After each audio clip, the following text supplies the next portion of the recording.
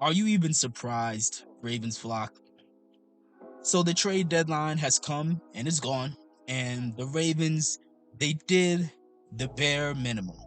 And part of that bare minimum involved them not prioritizing two key positions. But before we get into that, they did do something. I can't say they did nothing at all. They did make a move. They traded a fifth round pick. It was a fifth round pick that they had from the New York Jets. They traded that fifth round pick to the Tennessee Titans in exchange for Dre'Mont Jones, who's an edge rusher, who is a solid player. He's not a superstar player. He's not a game breaking player, or at least he hasn't been so far. He's a veteran at this point. But still, at it's a solid signing. It adds some depth to the edge rusher room, which again, it's not a terrible move to make at all. It's a solid move to make, assuming you were gonna make at least one more move. But unfortunately, the Ravens, they did not make one more move, which is very frustrating because we have big holes at the guard position and at the defensive tackle position. Honestly, I would have rather us, if we had to choose between a defensive tackle and an edge rusher, honestly, I would have rather us make a move for a defensive tackle. You know, we just saw Quentin Williams go to the Dallas Cowboys. I really imagine how much more optimistic we would be right now when it comes to if we had gotten Quentin Williams. But and then also, like I said a second ago, we have two massive holes at the guard position, and you didn't make a move for a guard. You did not make a move, and it's very frustrating. And some people, they'll make the excuse of, oh well, it's hard to trade for offensive linemen mid-season. That's not a valid excuse to me at this point, for multiple reasons. Number one, we just saw the Los Angeles Chargers trade with the Saints to go get offensive lineman Trevor Penning. Now, whether Trevor Penning is going to work out with the Chargers or not is yet to be seen. However, they still are trying to make a move to help their offensive line that not only was dealing with injuries, but was also struggling. We're an offensive line that's dealing with injuries and it's also struggling. Ronnie Stanley is clearly hurt. And on top of that, our guards are complete. Both of our starting guards are complete garbage. And they don't want to fix it. And another reason I don't think that's a valid excuse to make when people say, oh, you can't really trade for guards and offensive linemen mid-season. I don't think that's a valid excuse because, you know what? During the draft season, this is why if you have a first-round pick and you have a huge hole at the guard on the offensive line, you have multiple holes, but you have a hole at one specific position more than the others. If you have a premium draft pick, meaning, first, second, maybe even third round, but really first round, if you have it makes no sense if you're a Super Bowl team. If you are a team in a Super Bowl window, it makes no sense to prioritize drafting a safety in the first round. You could have gotten Malachi Starks you could have gotten any safety later in the draft. If you go pick up Josh Simmons, who was right there, we wouldn't have really any question. I'm not going to say any, but we wouldn't have a whole lot of questions about the offensive line at this point. Even if they had traded up, which I really wish they would have traded up to get Gray Zabel.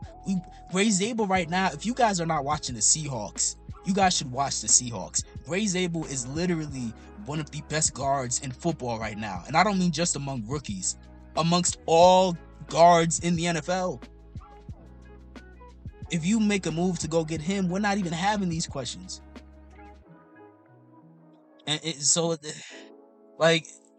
again, Dre'Mont Jones is not a bad pickup, but we still needed more on top of that. We can't stop the run right now. We can't stop anything.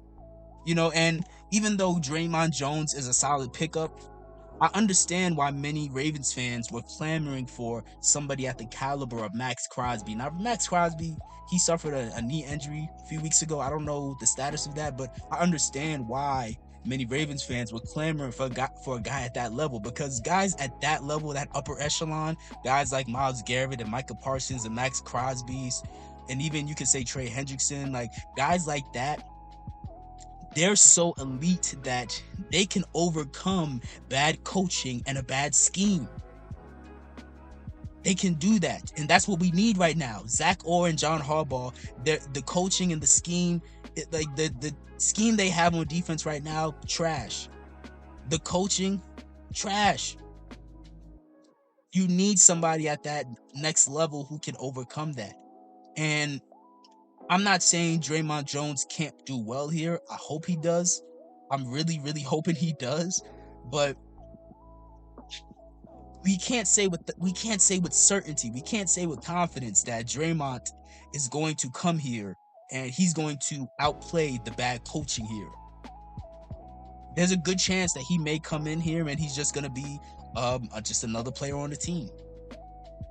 I'm hoping he's more than that, but it's probably more realistic that happens compared to him becoming a superstar here. But again, we'll see how that goes. But I'm gonna just cut this short here.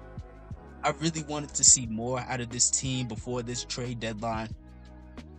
It truly is pathetic that they have such a bad roster, but their egos are so caught up in not wanting to admit they're wrong, because that's the biggest elephant in the room here, is that Eric DeCosta and John Harbaugh's ego doesn't want to have to admit the fact that fans are right. We've been right this whole time. Ladies and gentlemen, we have been right this whole time. Our concerns about the guard position has been valid. Both of these guards, trash. It doesn't matter how many episodes of the Lounge podcast that they ask Andrew Voorhees to come up on. It don't make a difference. He still ain't good. You know, now, unfortunately, early in the season, Matabike had a neck injury, which unfortunately may cut his career short. He may be forced into retirement, and we don't have any answers on the interior defensive line right now. You know, Travis Jones is going to be a free agent, and realistically, the Ravens are too cheap to pay Travis Jones. So,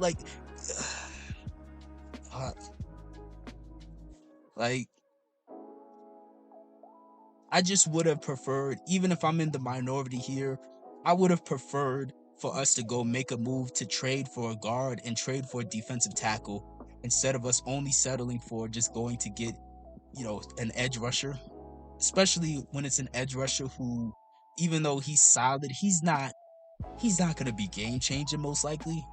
I hope that I'm wrong about that. I really hope that I'm proven wrong about that, and he comes in here and he sets the world on fire and has like 8 sacks to end the year with us. But like, realistically, what are you expecting out of Dre'Mont Jones? Let me know in the comment section below, because again, he's not a bad player, but I'm sure many of us in the Ravens flock were expecting more than just Dre'Mont Jones.